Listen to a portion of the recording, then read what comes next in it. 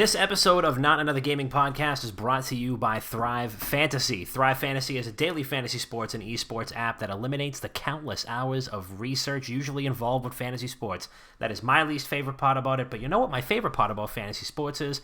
It's winning money. And you can do that easily, I mean, if you're me, because Thrive Fantasy only focuses on the top tier athletes that have the biggest impact on the game. You pick a couple players, build out your lineup, and each player is assigned a fantasy value prop for both the over and the under based on how likely that stat is to hit.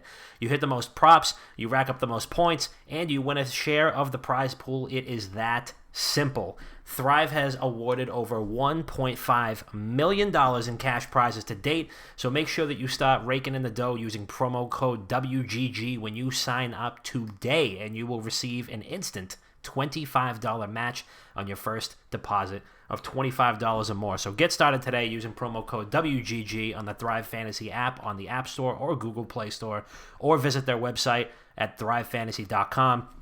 Once again, that promo code is WGG. Download the app, prop up with us today, and get yourself free $25 with your first deposit. Now, without further ado, enjoy episode 202 of Not Another Gaming Podcast.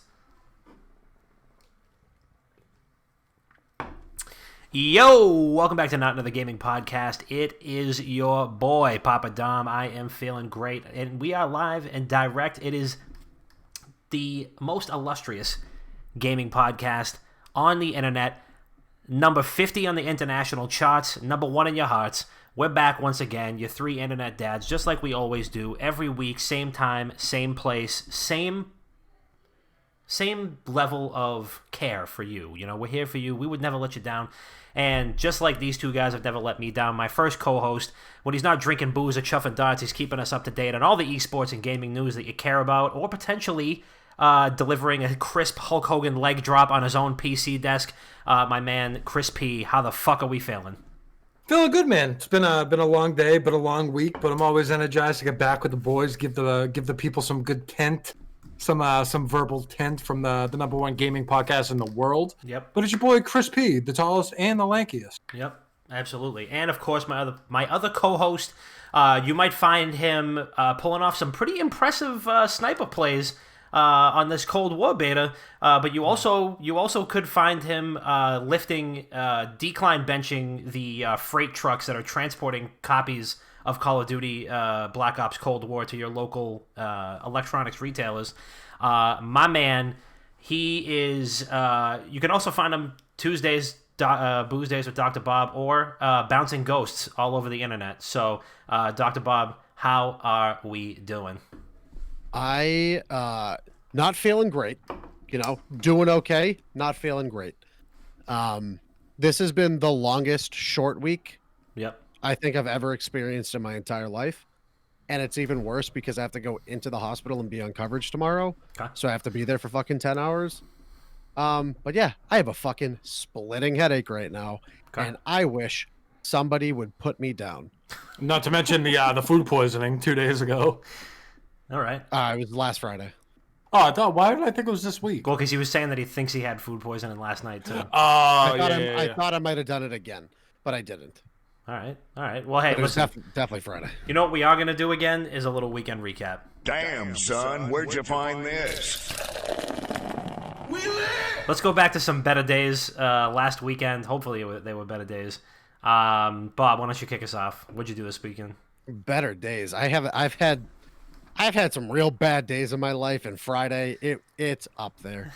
I'm still learning how to cook. I might have fucked up a meal, might have fucked up a couple of meals, but the one I fucked up on Friday really took it to me, and I may or may not have physically poisoned myself. What was the dish? Tell the people what the dish was. It was supposed to be. It was a ground beef rice bowl. Ground beef? Ground pork rice bowl. And yeah, I'll never attempt to cook pork ever again in my entire life. So didn't go well. I was up at 4:00 in the morning, Linda blaring all over my bathroom. And yeah, I'm still recovering right now, and I don't feel great. Wow, flu game. But I did watch the entire second season of The Boys on Saturday. Oh, we should talk about that. I did not get out of bed, and the whole fucking day I laid in bed, and from 12 o'clock to like 9:30, that's all I did. I mean, just without spoilers, just kind of like knee-jerk reaction, what did you think? It's fucking incredible. I'm pretty sure they're going to end it after season 3, though. I don't think they can go further than season 3. I think there's like 1,000 graphic novels, but I could be wrong. Yeah, I also really enjoyed it. Yeah, we should discuss that because there's a lot of things that a lot of questions that were left unanswered that I need to talk to somebody about. So, Chris, how was your weekend? My weekend was good. Unlike Bob, I was not sick, but like Bob, I did stay in majority of the weekend and binge a show. No spoilers will come after what I said, but I watched The Haunting of Bly Manor, and it was very, very good. Really enjoyed it, and I spent the whole weekend, hour episodes, I think there was 9 of them, so spent 9 hours of my weekend just kind of laying in bed, candle lit, the blackout curtains drawn in. It was really nice. I was just swiping away on the dating apps, like, oh, come on now, come on. Nothing hit. I mean, there's your spoiler, nothing hit. But the show was great. I didn't really do much. Wait, is it considered a spoiler if we already know the outcome? Yes, just because it could be a change of an outcome. You never know. Okay. Yeah. But I really didn't do too much this weekend. I had a lot of work to do, so I didn't want to be hungover, and I've kind of gone balls to the walls the past couple weekends. So I really didn't want to do that. So laid low, had a couple casuals. What I did have was Downey Cider has an apple cider donut cider. Not easy to say, but delicious to drink. Chef's kiss. Those things are unbelievable. Granted, you can only have like 2 of them, but they actually taste like one of the apple cider donuts. So big fan of those. Really good weekend. As for what I've been playing, a lot of Warzone. Was playing with Bob not too long ago, a couple days ago, because he was in a tournament. Dude, we got a couple of wins too. Yeah, we had a really good win. It was me, you, Steve, and Bricky. I think we had a nice like 50 kill game, which isn't bad for the boys. I mean, you guys barely play. It was really good. And then Bob and I played some Black Ops Cold War beta today. That's been really fun. But that's a story for another day. We'll probably talk about it like next week when it all wraps up, kind of impressions with it. But good weekend. Happy to be back with the boys tonight. So thank you guys so much for having me. But Dom, I want to know how your weekend was, pal. Can you please tell me? Yes, and I'm going to give you a little extra week DLC because we have some breaking news straight from the WGG news desk. Breaking news, big personal announcement, folks. Everybody brace yourself. Can I get some, just to make sure everybody's paying attention, can I get some any old WGG emojis in the chat, please? Anybody? Just make sure you're there. Get some big personal news here. Because before we get there, I just want to say that I want to support it. I want to thank everybody who has supported me in this journey so far. I want to, make sure that you all know that I couldn't have done this without you. Couldn't have been here without you. But as of today, as of just hours ago, I have officially purchased a gaming PC. About fucking time, kid. Can you just show the picture that I put in Discord on stream real quick? And then we're just going to have to change the captions. And that's me hand feeding you all of the fucking Micro Center deals I get every fucking day. It's just me walking over to you. It's like, Dom, hey, now's your opportunity. There's a great PC on sale if you want to just take a little nibble. I don't know if we can see it on this thing here. Yeah, that's Bob feeding me PC information. Here you go, my child. For the people listening, it says, "You are safe now, my child." And then there's like a little goat eating, saying, "I owe you my life," with a piece of watermelon getting fed to it. Yeah. Said watermelon is a gaming PC hand delivered by Bob. Yeah. So Bob, look, I've been keeping you updated. That's true. Bob, I think he texted earlier this week and was like, "Just got another email. Like this pre-build is actually pretty dope. Just in case anybody in this group chat, all 3 of us." Is looking for a gaming PC anytime soon, and I was like, forward me the email. I'll put the specs in the Discord after this. But long story short, my old iMac, old faithful here, which I love very much, and will always appreciate everything it's done for me. It's sparked a lot of joy over the years. It's also a lot of pain. It's also sparked a lot. True. No, but I mean, it runs great. It does still run great for what it is. It just let it go, Dom. And that thing Let that isn't gaming. So stop defending it. Just let it go. I'm not defending it. I made Let it go. I'm making $800 off of it, and it paid for this PC. So I mean, the thing held its value, and I still love it. So the PC I bought is a pre-built. I guess. Dylan already put the fucking specs in there for me. I don't know how he's got my specs memorized already, and I don't. But yeah, that's the meat and taters, as he says. So yeah, big shout out to everybody who supported me. Bob, thank you for hand feeding me this information. Couldn't have done it without you. Couldn't have done it without you. So yeah, I have a gaming PC. This is going to be the last episode of the show that is done on my iMac, and then I need to figure out some like editing software on PC so I can do that because I can't use GarageBand anymore. But with that being said, with the weekend, a couple other personal milestones. I beat Star Wars Squadrons. The main campaign of Star Wars Squadrons, which was fucking excellent. My full review is up live now on wickedgoodgaming.com. Spoiler alert, I loved it. Nora was like, so Binge got you a PC with episode 200. Yeah, basically. What was I going to say? Yeah, Star Wars Squadrons campaign was excellent. Since you play as both factions, you play as the bad guys who are fictional and the good guys who are also fictional because it's a fictional video game. There are like 2 different endings, which is cool. So like both of them get their story wrapped up. And I also, on Sunday, I beat my personal best 5K time, which was kind of cool. So not video game related, but I'm pretty proud of that because, like as somebody who like drinks beers and eats roast beef sandwiches like I do, cardio has never really been my thing. But yeah, little personal fitness milestone. Is that 5 miles? What the fuck 5K? is cardio? It's 3.2 miles. 3.2. Way too much. Chris, 5K. What do you think the K stands for? Kilometers. Good job, Chris. I am so proud of you. Wow. I wish I had like an applause thing. Oh shit! Hold on. I'm getting something in the headset right now. Beep, beep, beep, beep, Okay. beep, beep, Okay. beep, beep. It says, Bob, suck my dick. I have an announcement to make. Go. I've come out of TFT retirement. Your boy's back. I'm going straight for the fucking top. I came out of retirement this weekend, and they automatically place you in bronze when you start playing ranked again. I've been playing for a week, and I'm back in fucking middle of gold. Yeah, because no one right? plays anymore. Dude, plenty of people play it. Plenty. Okay? It doesn't fucking matter. I'm back. I'm out of retirement. I'm getting wins left and right. I am going to crack the top 1,000 again. It's just a matter of time. Also, I believe in you. Also, I'm the best sniper to ever play Call of Duty Cold War. I respectfully disagree.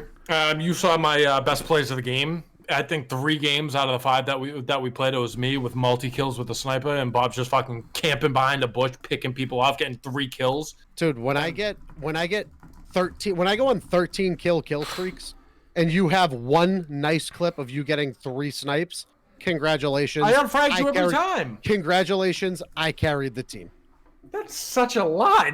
All right. So first of all, a lot of what we were playing, team deathmatch only popped up like a 5th of the time. So that means you're hurting the team because you're not playing the objective. You're hanging out in the back just sniping. Fuck my team. So you're not carrying the team. You're hurting the team. I'm carrying myself. I'm the team. Oh my god! You have an answer. Yeah, this is what my grandfather says to me. You have an answer you for literally everything. have an answer for everything. You're damn right I do. I'm the fucking team. I carried myself. No wonder why you win so many arguments. It's not even that you're right. The person just gives up. There's like, I'm not even gonna try anymore. Yeah, go ahead. Try to convince you, both of you, right now. Go ahead. Try to convince me I'm wrong at something. No, I'd rather let me think of my argument as we go. I have to prepare for this. You already have arguments. You're in top 1% at giving yourself food poisoning. I'll tell you that. Yeah, I am up there. You are for sure. Probably I'm the up there. I worst can cook compete. alive, actually, except for Chris. No, that's not true because we good. haven't even seen Chris try to cook yet. But I'm actually kind of good at it. I'm not that much of a moron where I was like, how do I fucking get the temperature of ground up beef? You can't do that. Chris, putting fucking PB&J and slices of bread does not count. You'd throw up if you had a PB&J because you wouldn't make it right somehow. I absolutely wouldn't. Not a fucking chance. the peanut butter would be old. Somehow would be old. Oh my god. Especially if I got it from your fucking kitchen. Oh yeah, dude, I had peanut butter up there from when I like graduated high school. If you want that. Gross. That's so gross. That's But the thing is, like, peanut butter comes from nuts, which I believe is like, I'm digging myself into a hole with this one. But they come from the ground, nuts. So, with that being said, wait, did nuts not come from the ground? Are you asking me or telling me? I don't know. What are you trying to say right now? So you know how like there's a lot of things that grow itself by it's not asexual. What the hell's it called? Oh my fucking god! Please stop. Just move please. on. No. Move on. Nope. I want to know where this is going. The peanut butter makes itself up there because it's so expired that it continues to make itself. There's a bunch of like mold and stuff in there that's working very hard to continue building up said peanut butter. I genuinely think my stomach would handle that better than the fucking pork I tried to cook on Friday. I think your body's supposed to have some mold. I think it's good for you. All right, let's fucking move on. I am so fucking concerned. I really am. I am. Can I? Is it possible for like me to call like DSS like on Chris for himself? No, because I would have already done it by now. Needs to be put away. I mean, it's every day, man. It's like my brain's just going a mile. You were like, they sometimes. come from the ground. Like, well, everything that grows comes from the ground eventually. Yeah, so I was right. Yeah. Oh boy, you were right. Boy, were you right that things that grow come from the ground and don't just fucking fall out of thin air. I know. I'm glad I taught you guys something tonight. Thank you. I feel enlightened. I truly feel enlightened. Thank you. You think that like you just put peanuts in a jar and they ferment and then it's just peanut butter? No, I mean it's not that easy, but there's something that it takes the peanut to make the peanut butter. I get that, so the peanut has to come from somewhere. Chris? What else does it take to make peanut butter? Butter. We don't even need 3 topics anymore because Chris will just fucking do this, and then we're just chewing up airtime. All right, let's talk. Yeah, wait, Chris, do you think that you could actually grow another peanut bush by like planting a peanut in the ground? I think there's a way that you can do that. Yes. It's 2020. You can do anything. All right. Well, let's choose to do something and move on to the next topic. And not have fucking aneurysms. Yeah, I can feel like I can hear like a ringing noise like in my temples. Do you guys worry about me at night sometimes? I worry about you during the day and at night. Yeah, nice. That's why you're a good friend, man. That's why I texted you yesterday and I was like, "Hey, I'll cook a steak. Like, come on over." And you were like, "No, I'm gonna play Call of Duty and be bad at it." Well, no, what the fuck, dude? Wow, called out. Are you kidding me? I don't want your steak. I want to eat fucking Cheetos and suck it cod. Did you hear that? What a way to fucking cap it off. Yeah, we're moving on. Chris sucks a cod, and you keep going. I'm just saying. That's disrespectful. I wanted to cook. I didn't want to cook a steak for one, but here we go. I'll just hold it down in the Home Chef channel by myself on our Discord. You burnt it anyway. It doesn't matter. Again, move on. It's called searing it, you fucking idiot. No, we talked about it. The stove got too hot. You didn't know what to do. Oh my fucking god. That's what happened to me. I know that you like marinate pieces of bread in margarita mix and mustard or something like that. So let's just move on. Speaking of things that people should know, we're gonna talk a little bit about gaming PCs since I now have one. And these two have had one for quite a while, and I've gotten lots of advice from everybody. Wolf was like, just end this part now. It's not getting any better than this. Having just got my first gaming PC, one thing that I've realized is that everybody and their mother has an opinion on what kind of gaming PC you should get, what kind of parts you should get, if you should go pre-built or if you should build it yourself. Everybody's got opinions on it, which is great because it helps you realize that people, it's not so much like that they want to help, but it's like they just want to like hear their own voice. But I appreciate everybody that did reach out for me and actually helped. But I like to keep my advice circle for different subjects very small, which is why I just have like Bob and Chris. So I just listen to what they say because I figure they know what they're talking about. So for you guys anyway, I'll let you guys kind of like lead this off. My topic suggestion was going to be, what do you wish you knew, or what do you wish like somebody told you when you first bought your very first gaming PC, when you bought or built your first gaming PC? What are like some lessons that you wish you had learned, your first go around? One, I wish I had a copy of Windows on a flash drive, because like every time you switch over, you have to buy a new one. But me being the scumbag I am, I get it for free. But like, you go to the store, you buy this fucking PC, couple hundred thousand, whatever it is, dollars, and you come home, you're like, great, I can't wait to play. I was like, hold on, you got to put a key in it, or you have a watermark in the bottom right forever. That sucks, but you can get it. Other than that, I wish I knew how much money you'll spend after you buy the PC, just because you have a great looking tower right there. Okay, great. So you want to stop making your area better. You want to make it pop with that. You have the RGB lights going. It's wonderful. So you're like, all right, like maybe I should try to match my white tower with a white desk. Okay, I'll buy a white desk. Cool. This looks great. You're like, okay, but like the RGB on the left side of my tower, it's not enough. Let me buy some more RGB strips for the back of my desk. Okay, great. Everything's nice. You're having a good time. And then somehow you see this deal pop up where it's like, this new 60% keyboard is like 25% off and yada yada. Oh, maybe I want that new keyboard. That would look really good. All right, let me buy that keyboard. But now I need a mouse to match that. Maybe I go with the same brand. So you continually upgrade things that don't necessarily have to be upgraded while you have it. But it's nice. It's like your little project. And then other than that, I guess I would have never went with a pre-built, and there's nothing wrong with pre-built. Don't get me wrong. If it does what you need it to do, there's nothing wrong with it. It's more cost effective. But there's something so like something so nice about building something and having it turn on. The only way I can compare it is like having a child. You put all the work into it, and then out comes a beautiful child, laughing and crying and running around. Same with the So Chris, in your case, all 25 seconds of work into it. Yes. Oh, yeah. I mean, work smarter, not no work. Work smarter, not harder. But when you put it all together and you plug it in, you like press that power button. You're like, all right, this bad boy could go up in flames because I didn't put something in right, or it can turn on and everything could be great in the world, and then it just boots right up, and you're like, wow, this is wonderful. It's wonderful. But I wish I got a PC sooner, even though I had one when I was like 14. But it's the wave. I mean, Dom is now 47, just got his first one. It's never too late, guys. Don't let age prevent you achieving your dreams. Dom is living proof of it right now. Look at him. Yeah, a couple years from now, I'll be like Shirley, the Skyrim grandma. That's gonna be me. Yeah. Bob, do you feel like you wish, like, what could you tell past Bob if when he was first buying his gaming PC, knowing what you know now? Just be aware that the entry level price point that you're paying, it practically doubles when it comes to like peripheral shit. Yeah. Like you're paying for the tower, you're paying for the computer and like the internal specs and hardware that you are going to use to operate all of the external shit.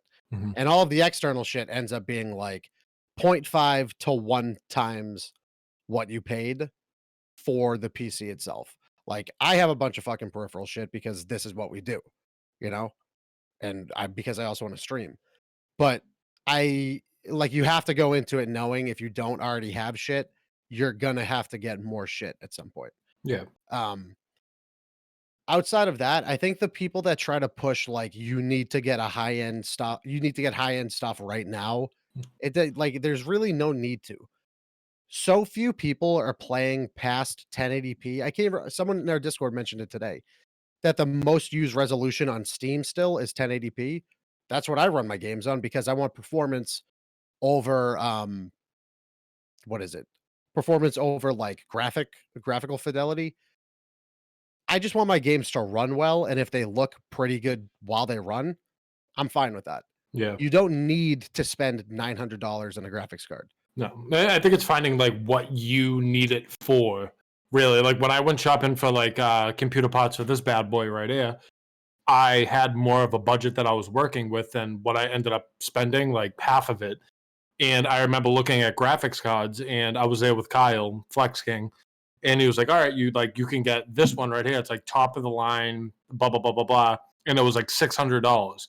Or it's like, "Oh, you can get this one and play everything that you really need to play on like performance settings for the next 5 years." Yeah, and it's 350 or whatever it was. So I was like, all right, I'm going to get that one. I don't need the one above it. But I made that mistake all the way in the past when, like, the 10 series, I think it was the GeForce 1080 I bought.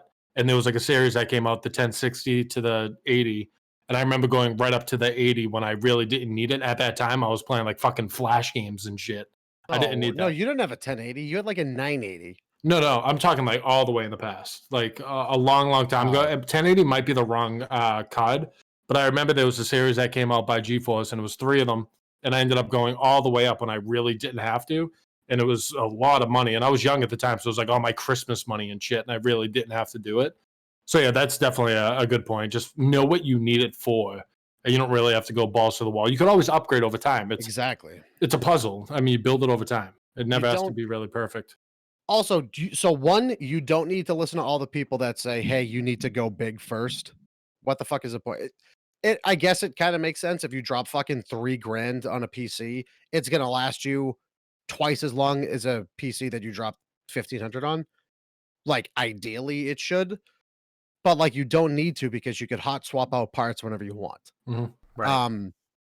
And then the people that say, oh, you're not a PC gamer if you don't build your own PC, shut the fuck up. Yeah, it doesn't matter. Like, it doesn't matter. Like, you don't need to build your own PC, especially your first one. I think it's a good, like, I didn't build my first one. I bought a pre-built, but like the next one that I get, I'll build it. You know what I'm saying? Like, I don't want to fucking, I'm also sick of listening to people like, oh yeah, you got a pre-built? Dude, I built my own. Yeah, where did that come from? I feel like that's really started to come out in the past like year, where people look down on pre-builts. It's the same shit. I just didn't have to do it myself. It's like getting delivery instead of picking something up. It's the same fucking thing. Someone else just did it for me for a little more money. Yeah, I mean, for me anyway, like, I mean, I had, you know, I watched the video. I was trying to like get it. I basically got in my own head with this. Like, after, you know, Bob gave me the recommendation for the pre-built, which ended up being the one that I bought. I haven't played anything on it just yet, but I will. But you know, the first like YouTube video that came up when I searched that model was like, "Is this a ripoff? Should you just buy it? Should you just build it yourself?" And I was like, "Well, fuck, like, you know, well, hold on now." And then, you know, at the end of the video, the guy was like, "You could probably save about $400 by building this yourself." But jokes how much did you how much did you save in the fucking ad that I picked up from my email and I hand fed to you? That joke's on that motherfucker, because I saved $400 on it. It was $400 off, so eat it, pal. Suck it, idiot. You just spent a whole fucking weekend with your children building a PC and teaching them how to do that, teaching them life lessons. Fuck you. I bought it. That's right. Pay for it. That's a fact. Well, you said you watched a video on that? Yeah, I did. That was a video that, Yeah. like a YouTube video. Obviously, I think that's just like good old fashioned clickbait. This is why you shouldn't get a pre-built, and this is why you should build it. It's like scares you into exactly what it did to you. Speaking of clickbait, we got put on someone's Instagram story as like a CEO of a company, because I wrote a blog about the esports facility in Dubai, and my title was "The new esports and gaming hub in Dubai is so fucking dumb." And then it's actually doing very well, like number-wise, but the guy posted it, and he circled it. He's like, very good clickbait, like laughing, because my first line was, haha, I know what you're thinking. This was clickbait. But I'm not saying it was dumb, that the idea is stupid. I'm saying it's dumb because my mind can't even wrap around how awesome this is. That was just, I mean, media 101. Get your money up, not your funny up. Wah. You know? Wah. Hold on. Can we take 1 second to look at Pete's comment in chat? Bob and Chris are certified decent if you watch them play COD today. Wow. That's high praise. That warms my heart. Wow. Damn, Bob, you're getting put in with good company right there. Who? Pete? Thanks. Me. Yep. Pete. One trick pony, Call of Duty. I'm still not even that good. I am a zero trick pony, so that's me. But you're gonna be doing a lot of tricks now with the new PC. You're gonna be trying a bunch of different things out. You know, I call this next trick "Play Fall Guys." That's yeah. I'm actually gonna probably try to play that tonight. So I am excited. I'm just excited to play Fall Guys. I went and spent fucking $800 to play Fall Guys.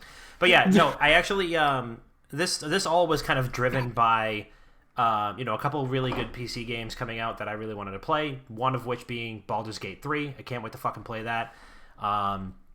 But also because I could not give a fuck less about the consoles that are coming out this year.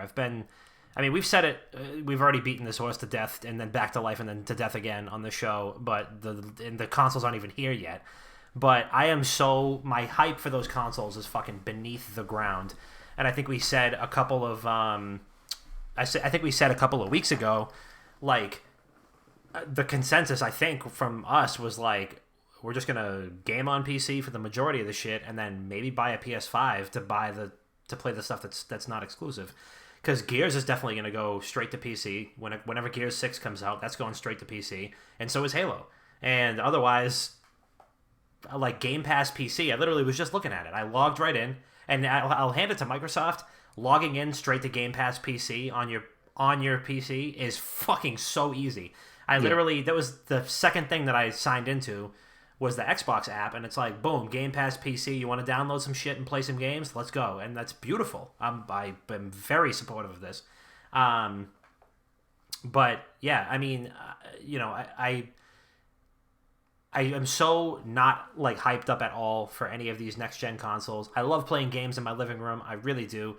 But like as life gets busier and as days seemingly get shorter, it's like you gotta like isolate time. And at this point, I don't give a fuck where I'm able to play games. I'm either gonna be playing in bed on my Switch, or I'm gonna sit in my dedicated gaming room / office and play in here. So it just is one of those things. I mean, I don't think that Sony or Xbox really have done an awesome job of marketing their product. I think it's both really underwhelming launches, and this is coming from a guy who's owned like fucking 8 consoles, and has always been a console guy for my entire life.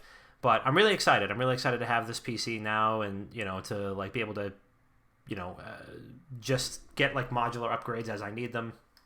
I literally asked Bob earlier today, am I going to be able to like switch out parts in this thing? And he was like, I cannot fucking believe that I even just read and responded to that. Yes, you can. But I've had a Mac for fucking 15 years, so I didn't know that. But no, I'm happy. I started like golfing a couple weeks ago too, and it's like I have buddies that will like go and they'll get a new golf club here and there, like give himself a little treat. And that's how I feel like about both actually now. Like, hey, do I want to get something new? Cool, I can do that. Hey, honey, I bought a 5th monitor for the setup. Well, I already have two monitors. I shit you not. I was going to buy a 3rd one and put it up on my wall because my desk is up against the wall, and just have that one mounted up on my wall. But, I mean, fuck, I still could do it. I still could. It's not a bad idea. I have a wall right there, too. It kind of sounds nice. We'll see. We'll do it in the stew. We'll do it in the stew. Yeah, we'll figure it out then. Also, Chris, you want to like elaborate on that since you tweeted about it and give people an idea of what's to come? Yeah, I mean, looking back at it, I probably should have said it on here first, but I'm a Twitter addict, as the people know. So what the tweet said, I'll kind of just sum it up. Early 2021, we'll call it February to be safe, the boys are going to be building out a studio. So all the podcasts are going to they're going to start being done in person around a table, and we're going to have really good setup. We're going to have multiple like DSLR cameras. We're going to have good lighting, good microphones, a mixer, all that stuff. We're going to have a big station, TV on the wall. It's going to be pretty fucking lit. We're going to soundproof it. It's going to be great. A lot of the reasoning for it is we all agreed that it's about time. It's about time to upgrade, and the next step for us is to do it in person, because I think of a lot of content we'll be able to produce together, being 3 idiots that we are. Just together in the same room is going to be fucking hilarious. So we're going to do that. And then on top of it, Bob and I are going to be close to one another with that studio, where we're going to be able to start doing more kind of like breaking news, well-produced video content for our socials and for YouTube and stuff like that. So we're really excited. It's a big project for us. And we know it's our next step, especially for the people that don't know, Spotify is starting to pivot into video podcasts. So they're going to start implementing those at some point. So we try to be ahead of the curve. So we're going to definitely try to be there for it. So yeah. That's a big news. We're all pumped for it. Absolutely. And like as we all kind of grow up and get our own, spaces that we don't need to share with, roommates or whatever, like it's nice to be able to have this option and to be able to like dedicate space. A wise poet once said, I guess this is growing up. And as we continue to evolve as people, the show and the brand is going to continue to evolve as well. So really excited to start building that out. Obviously, it's going to be a while before we can actually start doing it, but we're going to continue to keep leveling up on the show regardless of what we do. So I'm fucking stoked. It'll be a great time, and when we're allowed to go to trade shows again, when we go to PAX East, we can all have sleepovers at the studio. I'll bring the peanuts. We can plant them outside, grow a tree. Just think of how funny this would be too. Like not even just podcast content. That's the thing. Like picture you guys come over a couple hours before we do the show. We're over on a Friday, and we can literally have a fucking camera rolling and picking up on stupid shit that we talk about, just to get like more of a sight into kind of who we are and stuff. It'll be really, really cool. So shout out TikTok for putting that creator program out. Thanks for the money, and thanks for paying for the studio, baby boys. Thanks for paying for the new peanut trees that we're going to grow in the backyard. That'd be sick. We'll have peanut butter all the time. Oh, that'd be great. God. Absolutely. So yeah, that's where we're at. That's going to be really great. And I'm really happy to, be just fucking leveling up. But, yeah, it's going to be a lot of fun. Speaking of things that are fun, drinking is fun, and going to bars to drink is fun, and also watching professionals play video games are fun. And Buffalo Wild Wings is allowing, this sounds like an ad, but it's not. Buffalo Wild Wings is allowing everybody to do all those things at the same time, because they're now the official sports bar of the League of Legends Championship Series. That's what it is, right? League of Legends Championship Series, right? Worlds. But they called it the LCS, right? Oh, that's their that's the up to Worlds. Oh, okay. Well, the Worlds and the Championship Series, I know all these things. So they're the official sports bar, and it's like breaking news. Buffalo Wild Wings is the official sports bar of League of Legends, and breaking news. There are a such thing now in 2020 as esports that have an official sports bar. So this is fucking huge. Every other day there's a new thing that comes out, or like a new celebrity endorsement, or like a new traditional media crossover with esports that really makes you believe that the world. When we started this show, think about where esports was 3 years ago when we started the show, 200 episodes ago, and we were like, man, one of these days, people are going to really take esports seriously. And since then, the strides that have been made, it's not just like Call of Duty with Doritos and Mountain Dew packaging. There's an official restaurant chain that is saying, hey, come here and watch the League of Legends Championship Series and Worlds, because we're going to have it on our big-ass TVs. You can get a couple frosty beers, get some buffalo wings, you know what I mean? Get shitty with your friends and yell at the TV screen, because esports are regular sports. And I think that's fucking cool. What do you guys think about that? I'm going to get another beer. Yeah, so I think it's awesome. Like you said, when we started off, esports was still very, very misunderstood, and it still is. Let's just call it how it is, but it's on the upwards trajectory now. It's not where it's necessarily going to be just yet. There's still so much more growth for it.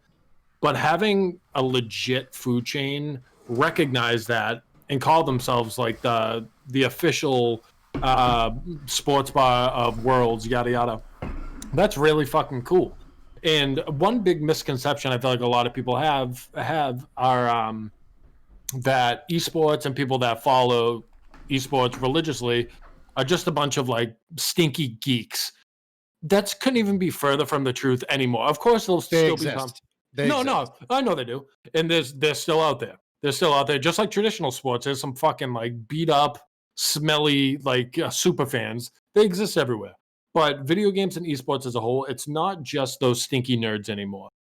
There's some real normal people with their normal 9-to-5s and have families and like everything like that just love video games and watching people play them competitively / playing them competitively themselves. So there's already places around the world that have done like viewings for the CDL and stuff like that. Those are all out there. But this is a big stride to go into Buffalo Wild Wings. I used to work there. Fun fact, I walked out the back door and never went back. So, hey, Rich, the boss, fuck you. Look at me. I'm a podcaster now.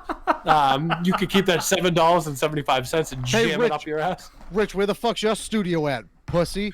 Up your ass, bitch. That was the only cooking that Chris ever did that he wasn't giving himself or others, food poisoning, was working at Buffalo Wild Wings, where they're like, all right, place this exact seasoning on these exact wings. I'm like, nah, I don't think so. Nah, I don't. Drop them in a deep fryer for 3 minutes. But regardless, it's cool. Like, imagine going there for your favorite game. For the sake of story, say like I went there for the CDL championship, and there was just a bunch of people there. There's fans on both sides. Let's say like it was the Empire versus the Huntsman. There's going to be fans, regardless of how many people are there. Everyone is there pretty much for the same reason: to eat wings, drink beer, and watch Call of Duty.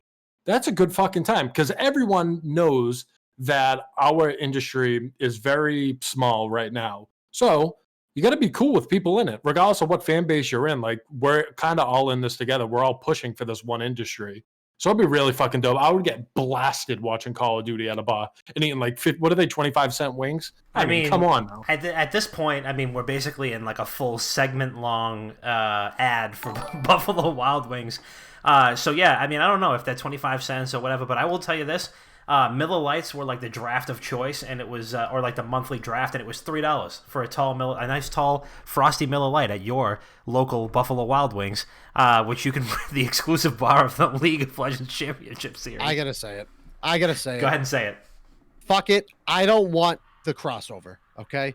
Leave it out of Buffalo Wild Wings. Let it stay underground, okay? Let that fucking uprising build outside of the franchise walls of Buffalo Wild Wings and let it explode into population on its own. Get it out of Buffalo Wild Wings. I don't like it. Let the fucking nerds watch alone and watch in peace. You don't...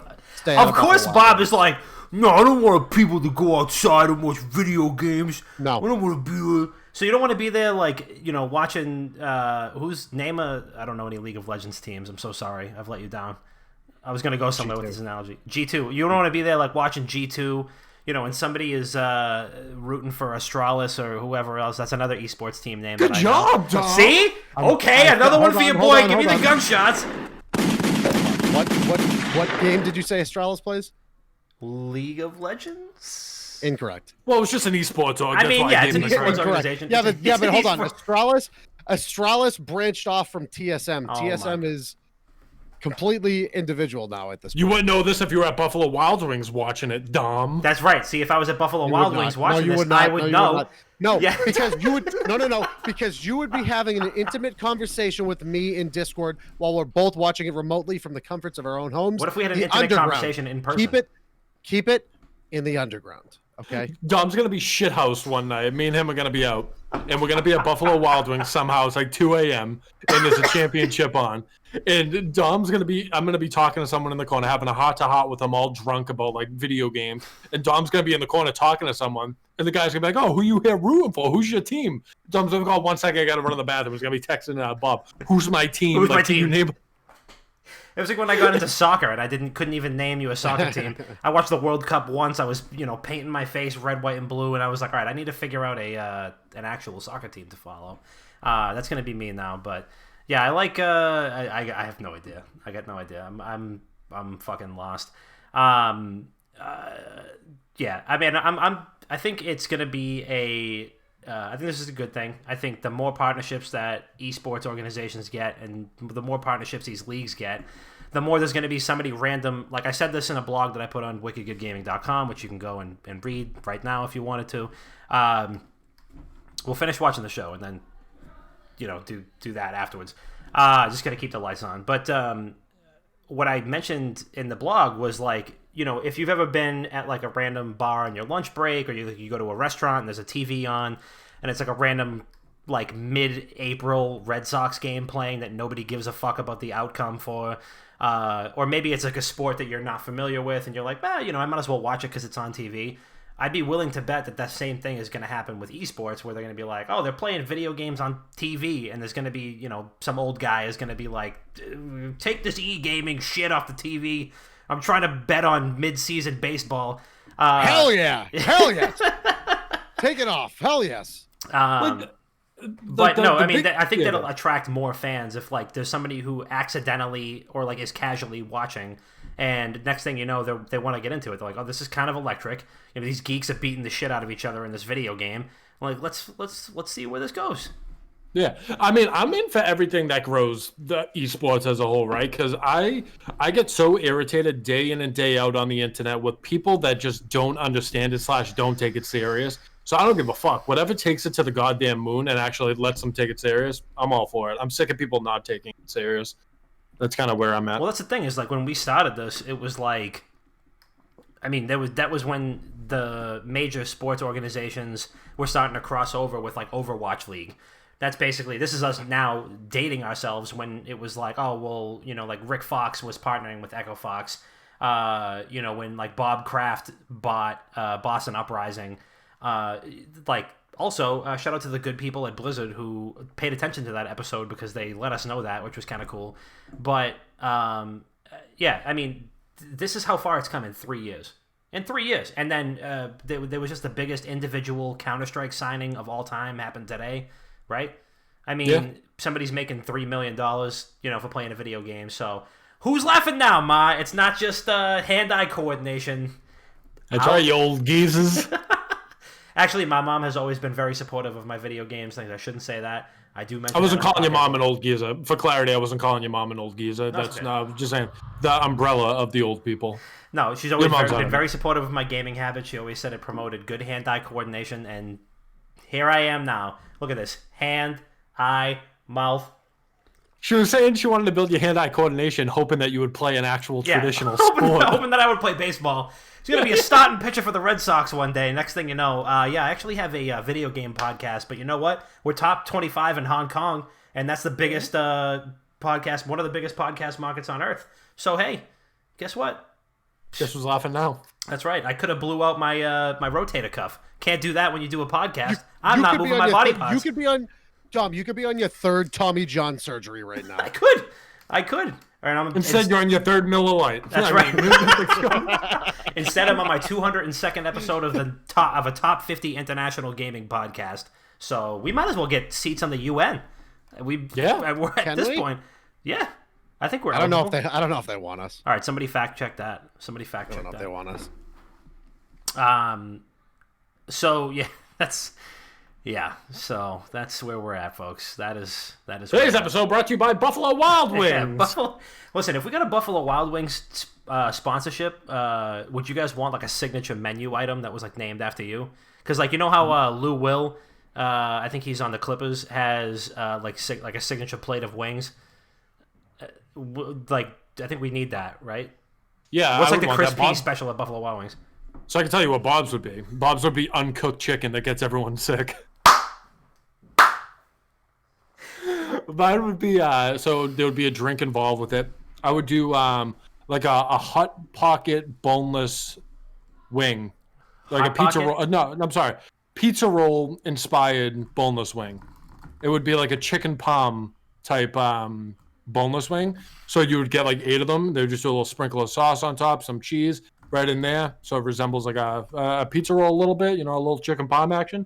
But of course, it would have to come with the strawberry margarita because I've had the same mix of strawberry margarita in my fridge for the past 3 years. There you go. That thing's gonna be worth money one day. I'm telling you. Yeah, Wolf was like, Bob's menu is just undercooked chicken wings. It's just all like the salmonella special. Look, I don't think I've ever undercooked chicken. Actually, I take that back. I have undercooked chicken, but it's not the chicken you gotta worry about. It's the pork. But anyway, you know what their menu is lacking that I think I could bring to the table? You want Bob? They're gonna throw. We need some pigs in a blanket. Yeah. You need an appetizer of pigs in a blanket. Just give me a tray of them. You know, give me something to fucking toss in my mouth before I eat 35 fucking wings. And then I want an Arnold Palmer with vodka. That's my drink. Okay. I mean, they have like lemon, iced tea flavored vodka. Would you rather that with lemonade? No. I want them to crack open an Arnold Palmer, Yeah. pour it into a cup, and then pour a bunch of vodka into it. You know, it'd be cool, like a fishbowl, but they get like the big 99-cent Arnold Palmer and they flip it upside down in it, like they do like that the Coronitas. They like put them in the top and they like it pours into it. That'll be fucking Very. bro. There's a nice little. You put a little accent on that one too. You Coronitas. Coronitas. I mean, come on, man. I've been to the Border Cafe. Come on. I mean, yeah, that is true. Actually, I was just talking about that earlier. I could really go for a beef burro right now. Nice 32-ounce water on the side. Whew. Oh yeah, Bob. How many pigs on a blanket do you think you could fit in your mouth at the same time? Okay, I have a pretty small mouth. Okay, so how many? You got to take that into consideration. 3 or 4. Really? That's it? Yeah. What do you think, I dude, look, bro, my fucking dentist told me my entire life growing up. Look, you got a really small mouth. I don't know what to tell you. Like, you're gonna get cavities regardless. And I'm like, what the fuck? What does that even That mean? doesn't add up. What does that even mean? Give a small mouth, you're gonna have cavities. Okay. Yeah, I feel like those things aren't related. I'm not a dentist, but I feel like those are not. Well, it was both. It was both. You get a small mouth, and you get, and I quote, deep pits and grooves in your molars. I think he was hitting on you, Bob. What does that mean? That's I don't why know. you keep getting food poisoning, because all of last week's food is still in there. Maybe. Yeah. Maybe I'm just gonna get them fucking yanked out. So that's, but yeah, so to close on the Buffalo Wild Wings thing, quick shout out to Tommy and Yogi, who I was there with last week. I'm pretty sure they weren't watching League of Legends when we were there, but I had that was on the other TV. Yeah, and big shout out to them. And, I had the privilege of marrying Tommy and his wife Jen, who I understand is upstairs with my wife right now watching the podcast, and who has texted me requesting a shout out. So there you go. Now I'm shouting you out. Now I'm shouting you out, but weaving it into a topic, and that's because this is what the pros do. Also, you can go to wickedgoodgaming.com/shop and wear what the pros wear and buy a t-shirt, because you know what? These PCs aren't cheap. These new ones aren't cheap. You see all the purple lights around here? Not cheap. Let's move right along, though. So the last topic, Chris, I think you said that Nickmercs, who I found out recently, this is just my like guinea ass is like trying to figure out, you know, what everybody's last name means.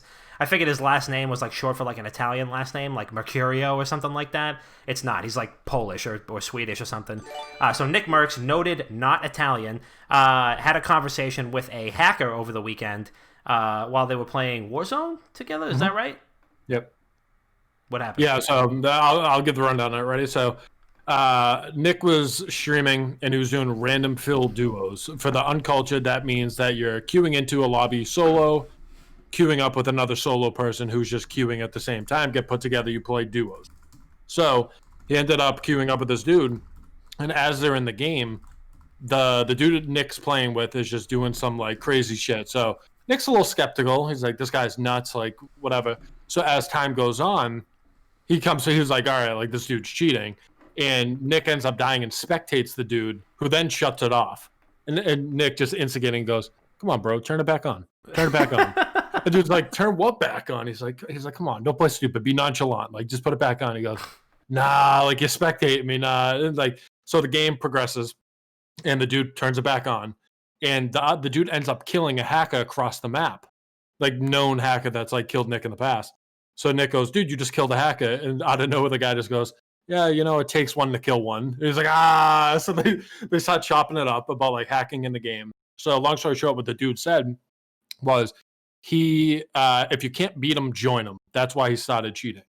Second, it costs roughly $20 a month to buy these cheats, and it gives you aimbot, wall hacks, 3D and 2D active radar, which means you can see people everywhere on the map, and when they get closer, you can literally like see them like on the map, that like exactly where they are. So the internet's in an uproar now saying that Nick condoned the dude cheating, playing with them, because he was pretty much egging him on to cheat. Oh my God. So everyone's kind of picking their own way. So I kind of wanted to ask you guys where that falls in with you guys. To put it into perspective, the same thing, not kind of the same thing happened to Shroud. I believe it was like 2016 or 18. Not even, yeah, it was like 18. 2018, where he was in a game of PUBG, and a dude pulled up. He was cheating, and Shroud was like, hey, drive me to the zone, because the guy had like a hack on his car that would raise it up in the air. All right, didn't he want. get banned for that? Yeah, he got suspended for that. He got banned off of PUBG, but he didn't get banned off of Twitch. Oh, okay, perfect.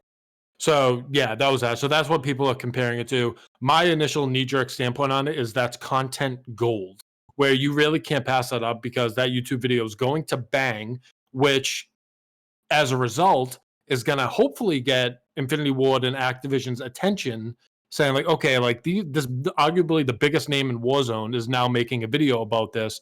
Maybe it's time we actually consider doing something. Will they? Probably not. But it's like the only thing left that people can really do. People have been screaming cheetahs from the rooftops for the past 8 months, and nothing's really been done about it. And all they've done is like take down websites and stuff, but they're always going to find their way out there. It's fucking software. It moves around. People have it. So let me say this, and forgive me if this comes off as like fucking stupid and naive. So if Nickmercs plays with somebody who hacks, and even if it's once, right?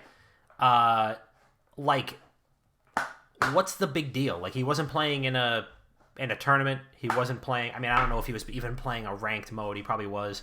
He wasn't playing in a tournament. He wasn't playing for money. It's not like he was cheating to swindle people out of money. At the end of the day, he's a streamer and he's an entertainer. And, like, I mean, this is like throwing somebody off a steel cage in wrestling is not real. And nobody's raised up an outrage over that. You know, if he's playing with a hacker and it's entertaining and it's thought-provoking and it's something that is getting people talking, then what's the big deal? I mean, you know, it's entertainment. I mean, at the end of the day, he's an entertainer. And he gets paid. His livelihood is getting people talking, getting people to click, subscribe, follow, whatever. So what's the problem? I mean, again, if he was playing for money, or if he like won a tournament or something like that because of the hacking, then that's one thing. Also, I think it kind of like is able to like shine a light on this stuff for people who might not know. Like, this is something that's way more common than you might imagine. And also, I feel like Nickmercs is probably pretty good. I don't know. He's good. He has a pretty outrageous studio, so I just assume that he's good at what he does. I assume that he's good at Call of Duty and doesn't need to hack. So it's not like he's playing because he's like just afraid to look like bad on his stream. He's already pretty good at the game.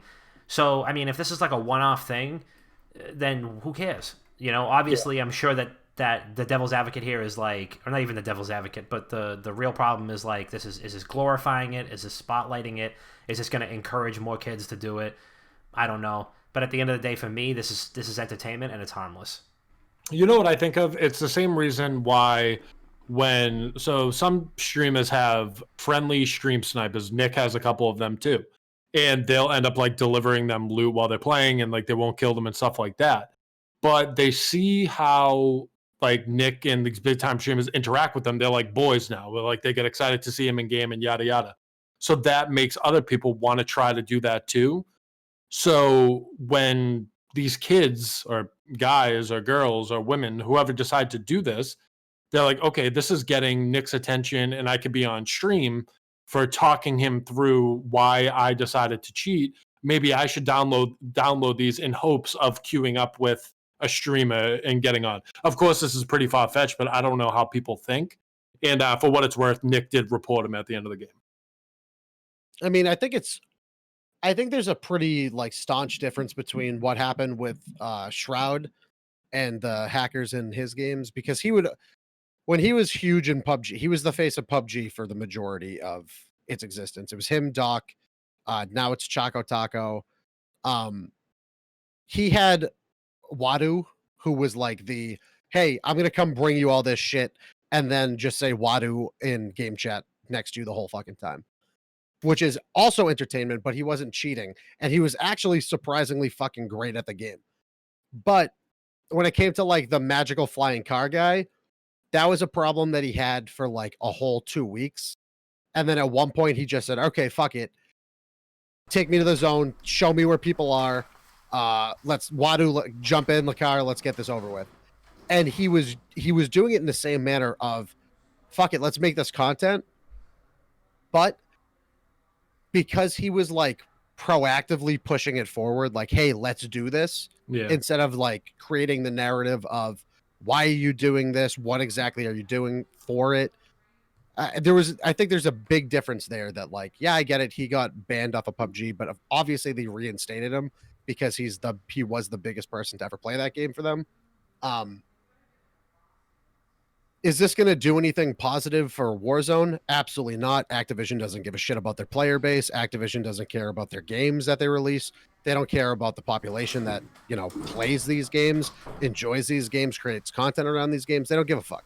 So do I think that they're going to see the video that comes forward that might get 1 million, 2 million views from Nickmercs saying like, hey, like, I spoke to a cheater. This is a problem. Let's address the problem. Is Activision going to do anything? Not a fucking chance. You want to know why? Because Cold War comes out in 2.5 fucking weeks? They don't give a shit. It doesn't matter to them at this point. Yeah, and who do they want to stream Cold War? Nickmercs. Exactly. What the fuck? It doesn't matter. In one day, he has 746,000 views on it. Yeah, it'll be 1.5 million by the end of the week, maybe 2. But do I think there is potential for more people to come forward and say, if Nickmercs he wasn't promoting it, but if he's addressing it in this manner, I'm going to do it too to see if I can get the same reaction out of him. I for sure think more people will do it. Yeah. I think it'll have a more negative effect on that player base than most people anticipate. The problem is, what the fuck does it matter when the creators of the game don't fucking care? Yeah. So the question a lot of people are saying is, should Nick be suspended or banned from the game? No, I don't think so, because he wasn't. It's not like, because he got the confirmation after he died. It's not like he was actively participating whilst knowingly like participating in the act of cheating. He was dead. He was spectating. He was talking to the guy.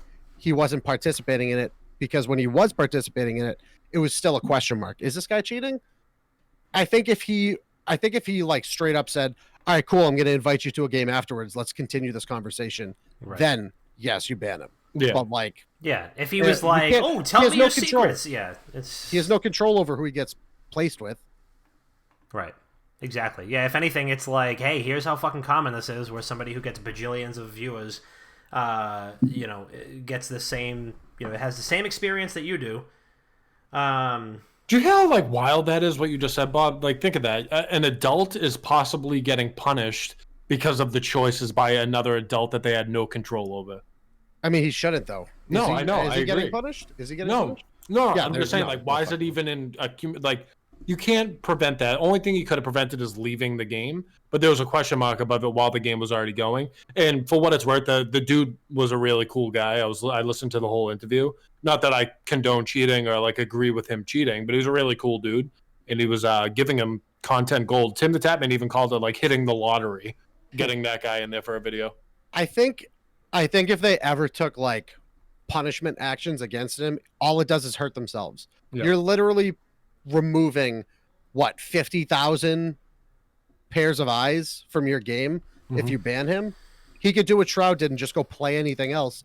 He might not have 50,000 people watching him because they want to watch him play COD, but he'll have 25,000 people watching him play anything else. Yeah, agreed. Yeah, that's a fact. You guys want to do a little voicemail? Yes. Folks, listen, you know the name, you know the number, you know what time it is. It is time for that WGG Internet Dad Sauce line. It's 617-701-7678. That is 617-701-7678. The WGG Internet Dad Sauce line. Leave us a voicemail and we'll respond live on the show. If you want to leave a topic suggestion, relationship advice, a compliment, roast, whatever you want, give us a call and we will listen to it and react live on the air, as long as it doesn't get us TOS. So, first caller, here we go. What do you got? Hey boys, Coleman here. Just thought I'd give you guys a quick call with a question. Haven't done that in a while. Hope this message finds you guys well. Just listened to episode 201 on my way to work. Heard you guys talking about the Xbox Series X. My question for you guys is, will we get another Red Ring of Death era, you think, from the Xbox Series X not being properly ventilated and overheating, and bringing back that notorious early Xbox 360 white blocky Red Ring of Death? Will that come back? You guys I'll have let a Bob good feel one, that and one. Keep on keeping on. Bert. Great question. Yeah, Bob. Great question. I literally stated this at the end of the podcast last week. Yes, I do in fact believe, I hope I'm wrong, but I anticipate there being legitimate issues when it comes to the Xbox Series X and the fact that they so poorly designed the cooling system for it.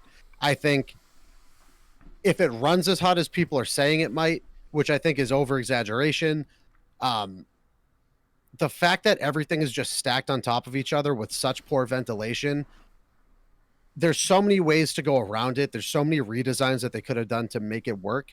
But the fact that they're sticking to the fucking chimney design that they have, I truly believe hardware involved in the middle of that fucking console will get damaged at some point. Yep. If you fucking spend that weekend that you get that console just gaming, say you get Cold War at launch for the Xbox Series X, like fuck it, like there's nothing else to play on the Xbox Series X because that's the next generation of consoles. Good thing I get Cold War, and I play this all weekend with my friends. True. You stay up for 24 fucking hours and you play that straight, that thing's gonna get hot. And if it gets hot, you're gonna damage something. Yeah. And like not even just like the design, but I feel like when you're putting out a new piece of hardware, like trying new things in it, something's going to go wrong on the first batch regardless. So I think we will see something, and it's going to turn into like what Bob said, where the red rings of death, you would have to fucking either wrap it in towels and let it overheat itself and hopefully come back on for a couple of weeks, or you have to ship it back and wait a month to get it. I think that's going to be happening a lot, like on 100%. launch. 100%. It's going to be, there's going to be like a we're going to get headlines at some point. When does it drop? In November? Yeah. We're going to get headlines in fucking January or December of known issues with the first gen release of Xbox Series X overheating. Christmas ruined by Xbox Series X. I'm telling you, there's going to be there's hundreds of maybe not children recalls. crying on Christmas morning as their Xbox Houses- Series X need to be wrapped in towels. Houses burning down on Christmas. That's like, I said this, I've had this example a million times, but like people ask us like, you know, how long have you and your wife been together? And I says, well, she remembers when I used to have to wrap my Xbox 360 in towels when it got the red ring of death. So that's how long this has lasted. So, yeah, I mean, I completely agree. I mean, I have a bad feeling that there's going to be some terrible hardware problems. I feel like we don't know enough. We've gotten like next to no information really about kind of like the nitty gritty about these consoles, and I feel like we're still finding out new stuff, and the consoles are coming out in a matter of weeks now, not months. Yeah. So, next caller. This is Dylan, aka Disco D 1987, all the way from chilly Edmonton, Alberta, Canada. New to the family, but been listening for a long time. Just wanted to say, keep chasing the dream, guys. You guys are doing awesome. I got two questions kind of for everybody. First question is a gaming question. Which antagonist or villain in all of gaming have you felt was the most relatable or misunderstood? Second question being, where do you guys all find the motivation to keep pushing WGG forward? And are there any big plans for 2021? Anyways, that's it for me. See you in the Discord, boys. Cheers. Very good question. Disco D, first question, immediately an unbelievable fire question. What a way to start off. Should we go around and do I mean, we can talk about the 2021 things. Obviously, the studio is the biggest one. Yeah. That's really the big news. Obviously, we plan on going to more trade shows, more wins, more opportunities. I think the three of us, you know, have had a lot of, you know, I think the three of us have leveled up in a lot of different ways over the last year. I mean, we've all kind of carved out different niches for ourselves in different ways to like kind of really push content forward. So that's kind of where we're at right now. I mean, I don't know if you guys want to add anything to the 2021 piece, and then we can talk about villains.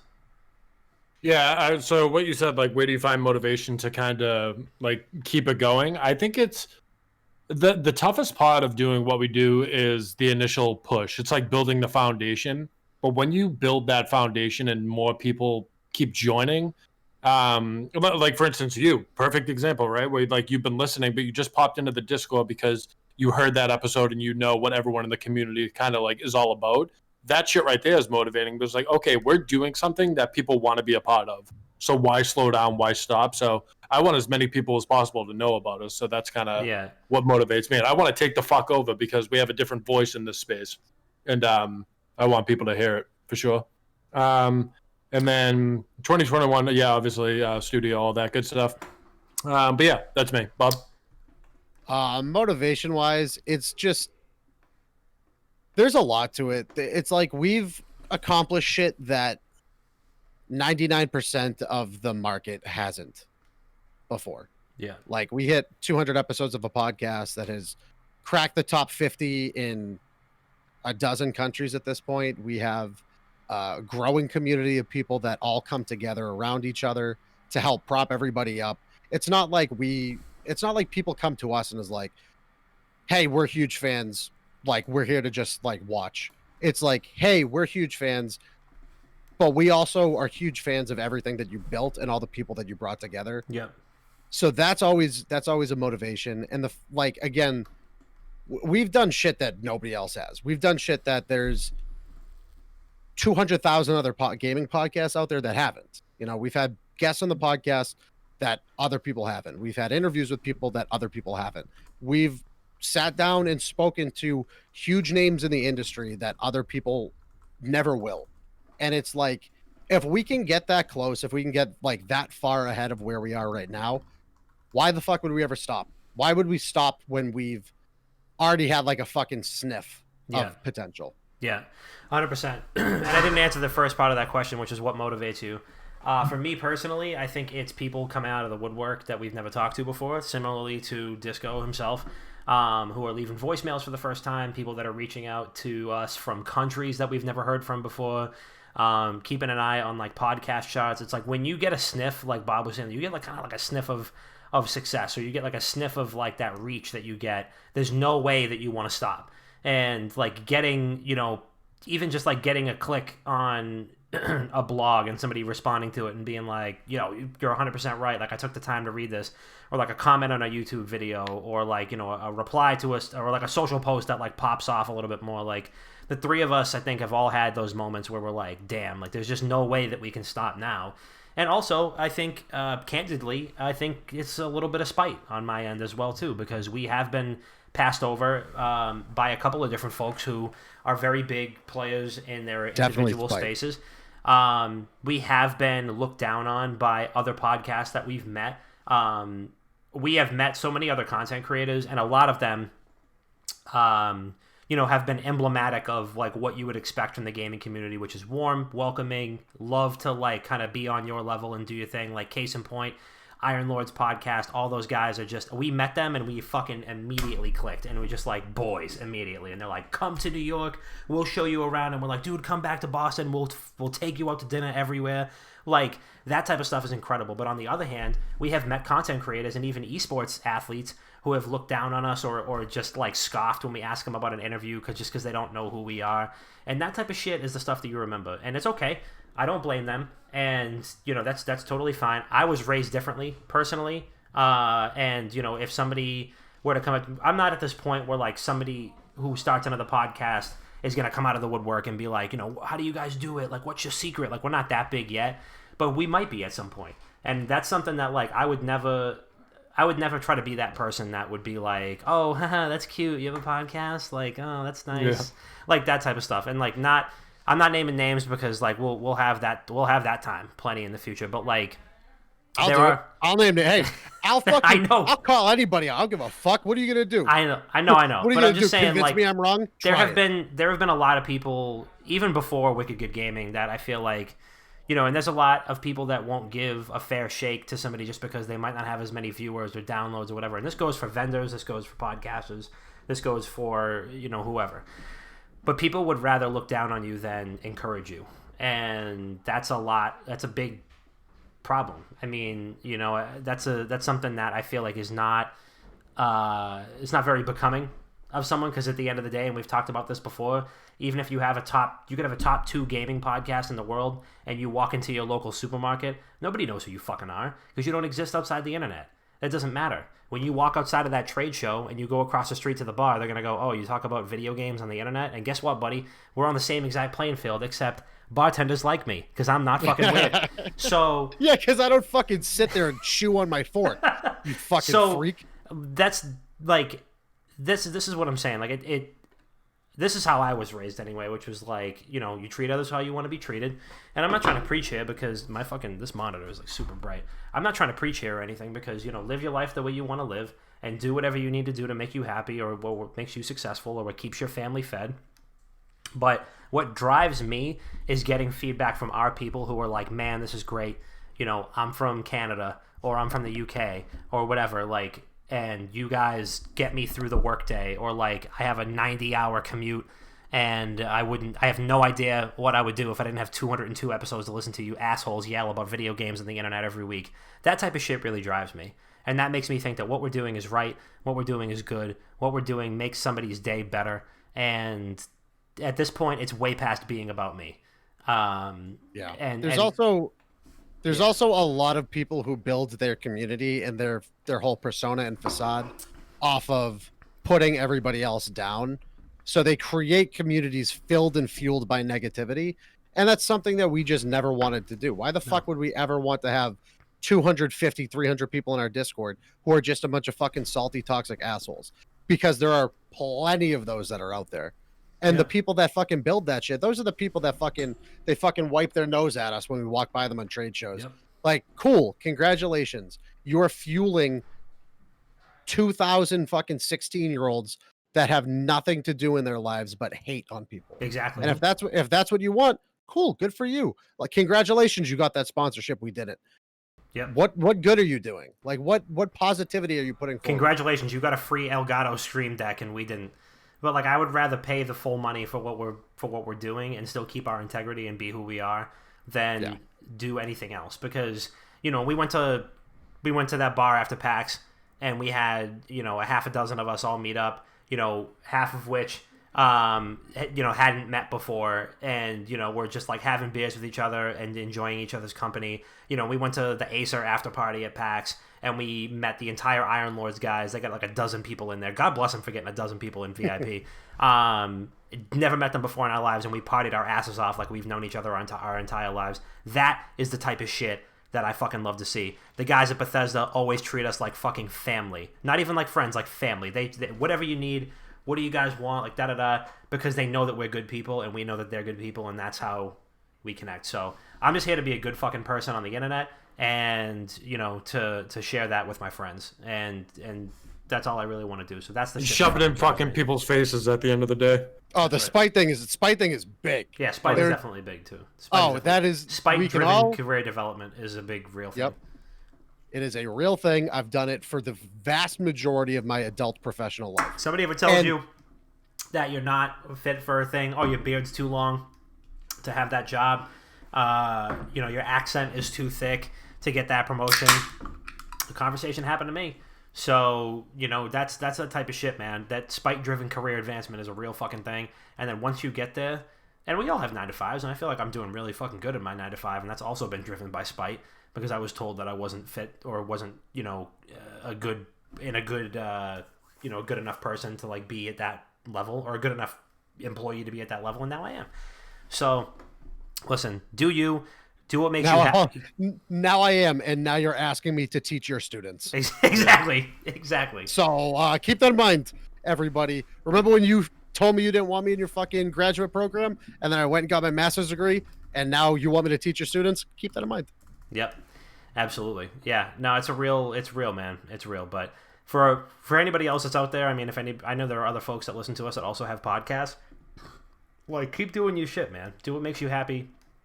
Do something that you love to do. We started this because we wanted to talk about video games on the internet and just kind of like bullshit back and forth, and people decided to latch onto it. And that's what fucking drives us. So I do want to talk about the other thing, which was villains who are misunderstood, because I do have a couple of really good ones. Or no, it was I don't even think it was a villain. I thought it was just a video game character. It was a villain who you resonated with or something, or it was misunderstood. I think you said protagonist. It was a villain. Are you sure? I'm positive. I just archived it, but I'll run it back. Hold on. She's in chat. Villain or antagonist? Yeah. Yeah. Antagonist is a villain. Disco D 1987 all the way from chilly Edmonton, Alberta, Canada. New to the family, but been listening for a long time. Tom, he literally Just just wanna say fucking keep chasing the confirmed it. dream, guys. You guys are Okay, doing yeah. awesome. Most relatable. I got two questions. I thought it was kind of for everybody. underrated or something. First question is a gaming question. Which antagonist or villain in all of gaming have you felt was the most relatable or misunderstood? Misunderstood, yeah. Second question, Okay, where do you- whatever. Relatable or Mr. misunderstood? Misunderstood. Go. You guys go. Trevor from GTA 5 got fucked over by his best friend. That's why he's so angry. I would be too. Okay. A lot of money. You know, they were on a big heist together. Best friend fucked him over, played dead. Not good. He's angry. He's an angry dude who lives out in the slums now. Just drinks booze all day. I feel him. He just wanted that big score and he got played. That's what I got. Kratos. He got fucked over by who the fuck was the God of War? Ares. He got fucked over by Ares. He became the Ghost of Sparta, killed his own family because of Ares, went on a fucking pure hate-fueled warpath for 3.5 games because the PSP one I never actually played. And then come to, he's got a kid, he's older, he's a little more subdued. He's just in the most recent God of War, he's just tired, man. And I'm right there with you, brother. 6 years ago, I was on a fucking hate-fueled warpath too. Now I'm just tired. I'm just really fucking tired. So it's Kratos. Yeah. I mean, hey, hate-fueled warpaths. That's they get the. So I think for me, and a lot of people have said this before in the Warcraft community, and this is actually great because Shadowlands is coming out. Is that Garrosh Hellscream was right in Warlords of Draenor and Mists of Pandaria, because he kind of became like a true war chief to the Horde, and it ended up becoming this big event that Blizzard made where both factions had to go kill him as the leader of the orcs. But he ended up basically being correct in that other species in that world would end up turning on the Horde and stuff, and that's actually the last 2 expansion packs have been all about that. So Garrosh Hellscream heavy-handed with his tactics, might have been a little exclusive, might have gotten a ton of people killed. But as far as I'm concerned, in terms of your all-time great villains, I like a villain that you can kind of relate to. He was a barbarian from birth, and when he got put in charge, he put forward those ideals into his horde, and did what he had to do. And I think he was the best war chief, or probably the coolest war chief that the horde's had. And also, JB, I will level with you on that. Yeah, I will not at you because Mists of Pandaria was a good expansion. It's one of my favorites, probably my second favorite. And I think Kenny and Brylan both agree with us on that too. Okay, so I'm getting chewed out right now because they're saying Kratos is an anti-hero protagonist and not an antagonist or a villain. We just said... Did we not confirm last week that Yeah. we can consider him a villain? Mhm. He's a bad guy because he kills so many people. Yeah. But, all right, now I got to throw in another one because I have to get fucking chewed out by chat, okay? Sin from fucking Final Fantasy X ends up being Tidus's father, who has to go with a summoner to defeat Sin, 150 years beforehand, to save the world. When in reality, what Sin does is it comes forward, destroys the world because fucking machinery is destroying it itself. So they need to destroy humanity and restart. So Sin, technically, bad guy with good intentions. Good rebuttal, Bob. That's Nice. true. That's Good true. job. That's true. So guess what? Fuck chat. Wow. Next, fuck Bob and chat. Hey, Fuck Bob and chat. Hey, can I get an F chat? Can I get an F chat from everybody in chat right now? All right, next one.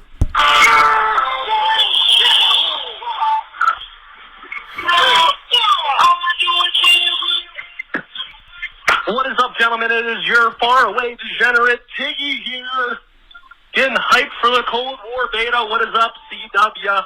Chris, we got Pikachu Monster Dami, and we have legend of all things competition, Dr. Bob. Bob, I don't know if we're going to do second prints on their shirts, but if we are, I'll let you know. And if not, the next edition, I'll make sure I get your size. We'll send one up free of charge. Yeah. Anyways, hypothetical. We find ourselves, everyone, actually, it's just you. You guys have found yourselves in the depths of hell, which could be as real as the Galactic Empire. Now, you left up to the devil, and the devil's offering you a chance to finally get out of hell and back to your normal lives. He's offering you a chance, and your choice, you get to choose the video game in which you have to 1v1 the devil in order to escape hell. Which game are you choosing and why? Keep doing what you're doing. Love you guys. Peace. Tiggy! Always love the energy. Also, let me know whenever whenever those shirts come back, because I want one. Dude, the DJ Khaled at the beginning too, for no reason.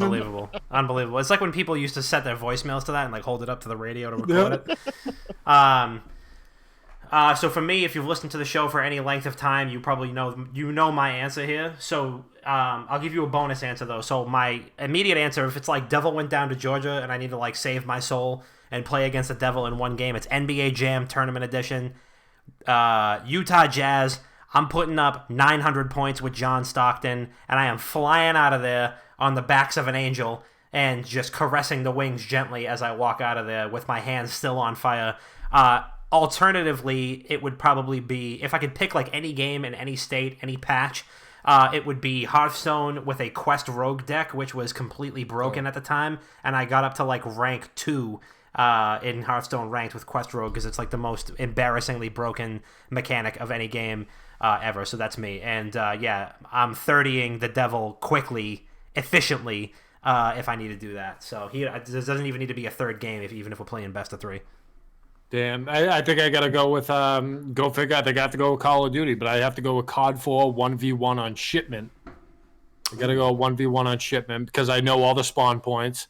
I feel like the devil, maybe he doesn't really know the game too well, but I'm just going to pull out an MP5 with red dot. I'm going to know all the spawns, get one kill. I'm just going to spawn trap him the whole time.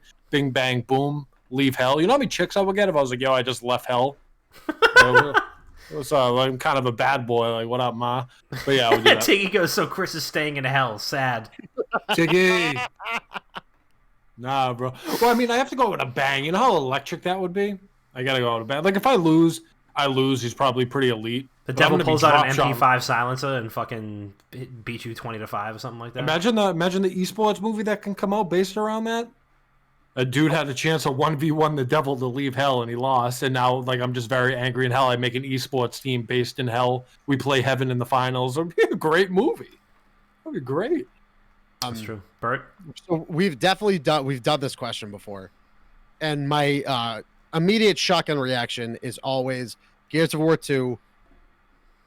I'm gonna bring Mark the Shark down with me. We're gonna do a wingman match.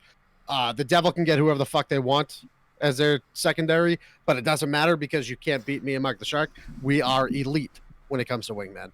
But hey, Mark, I need you to come to hell real quick. I'm just thinking about Mark the Shark. I'm just thinking about like Mark the Shark just dragging a cigarette, immediately delving down to the depths of hell to help you beat this guy in wingman. He wouldn't even say, just go, all right. Yeah, you know he would do it because he's such a great, reliable friend. He'd be like, oh shit, Rob's in hell right now. We gotta fucking run a Gears 2 wingman match to get him out. He'll fucking drag that and then when he lands onto the fucking 9th plane of hell, he'll fucking light another one off of the devil's tail. Ooh, that would be so sick. But because I've used that one so many times, I got to go with Guns Online, the duel. Okay, because what are you gonna? His fingers don't move as fast as mine did. It was always WAQ/AWDE/ and I'm fucking butterflying off the walls, just bang, and I bounce off the wall and I pull the shotgun out and bang, and then you slash the wall again.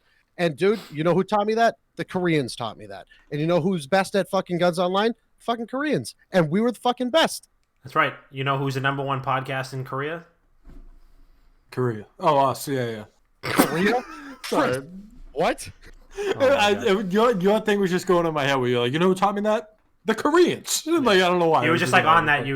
I had to, because I was so much better than everybody else in NA. I had to play on the Korean servers. I had to play in the Asian servers. I'm so happy for you, bud. There was no competition for me. That's how good I was. And guess what? The devil's not going to fucking beat me. But I would want you to lose, like, in all respect, because you'd be the cockiest prick of all time if you like won that and came back to Earth. Yeah, I would be cocky going into it, and I would be cocky exiting it. True. Fucking stupid chest puffed out, walking back. All right, last voicemail. Here we go. What is up, WGG fam and founding fathers? It's your boy JB Genesis calling in for another weekly voicemail. Hope everyone's having a fantastic week so far. I've been playing a lot of Second Extinction. I love the game so far. It came out early access yesterday. So my question pertains to dinosaurs, guys. Question: what is your favorite dinosaur? For me, I'm going to have to go with the Spinosaurus. It's one of my favorites. I love all dinosaurs, to be honest. But if I had to pick one of many, I'd go with the Spinosaurus. Let me know, guys. Much love as always. Love the podcast. Peace. Gotta immediately follow up. I am also a big Spinosaurus fan. Big one. Big dino hours. I don't know shit about dinosaurs. 1 second, please. Hold on, Chris is Googling dinosaurs. Chris is going to Google it. I'm going to go with the standard T-Rex because I always like the Red Ranger. That's such a cop-out. I could have went with Chris, T-Rex you're fucking as a Googling cop-out. what are dinosaurs, so... Are dinosaurs real? I think, Hold on, wait a yeah, second, just wait a a second, standard wait a T-Rex. I was always a big original Red Ranger guy. If birds allegedly evolved from dinosaurs, and birds technically, literally, as a fact, aren't real, were dinosaurs never real? Yeah, I mean, in that context, yes, they were never real. It's the government pushing that propaganda saying birds evolved from dinosaurs. Yeah, you would say that, government. Dude, there's no way these little and big motherfuckers were just walking around. There's no way. There was a very famous quote from a baseball player whose name was Mookie Wilson, who played for the New York Mets, and they asked him like what he could do, like what he did like when he was in a slump, and he said, "When I'm in a slump, I comfort myself by saying that I believe in dinosaurs, and then somewhere they must be out there somewhere believing in me, and if they can believe in me, then I can believe in me, and then I bust it out." So That's kind of real. I like that. I'm gonna start saying that. Yeah, send that. I like the pterodactyl's kind of cool with the P. Really cool. Yep. You would not have known that there was a P in there if you didn't Google it. Oh, I have a man, YouTube we video really how to missed- pronounce. Blah, blah, blah. We really missed the opportunity to be like, quick, before you answer this, Chris, how do you spell pterodactyl? I can spell it. Yeah, I know you can spell it now. All right, spell triceratops. This is such an easy one, Chris. TRI. That was an S's. Chris, you will literally. No, my eyes are literally closed. There's no triceratops on the screen. There's a big bird-looking fucking pterodactyl. This is a picture of you. TRICERATOPS. Correct. Ding, ding, Oh, ding. Chris, take a picture of your screen right now without exiting out everything. I do not believe you. Okay, look, come on. I can share it. I don't care. I don't care enough. It's not. It's literally just for the haters at home. His daddy's smart. Please confirm. Chris, you've had 5 minutes. All right, let's land this train.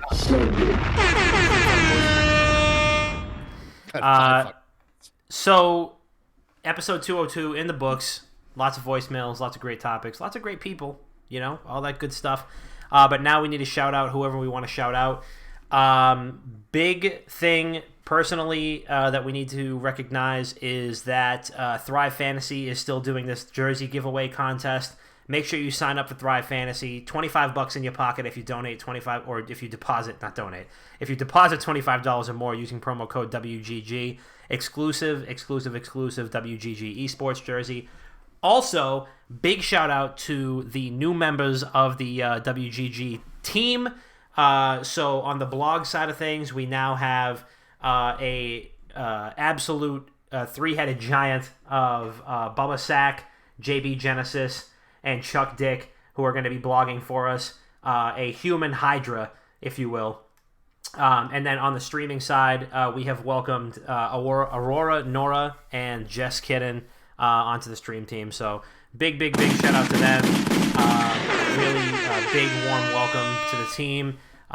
We love just basically all of you, and we can't thank you guys enough for just being supportive, and we want to support you too. So this is just as much about you guys as it is about us, and hopefully we can all support each other and all of us grow quite a bit. So big shout out to them. Go follow Aurora, Nora, and then Jess Kidden. I think it's Jess K_Idden on Twitch. So go follow them. Chris, what do you got? Oh, excuse me.